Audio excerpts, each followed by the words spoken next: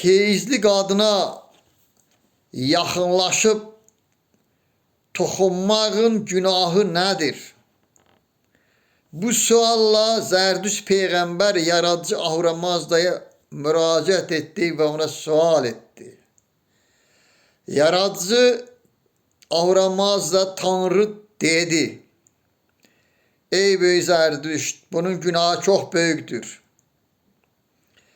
Hər hansı bir kəs heyizli qadına yaxınlaşarsa, toxunarsa, o böyük günah etmiş olur və bu günahını bağışlanması üçün, əfv edilməsi üçün od mərasiminə 1000 müxtəlif heyvan gətirməlidir və bağışlamalıdır.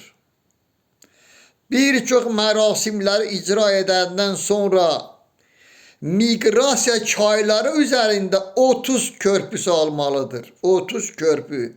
Bax, günahın böyüklüyünə baxız. 30 körpü salmalıdır. 30 körpü salandan sonra ona 2000 dəfə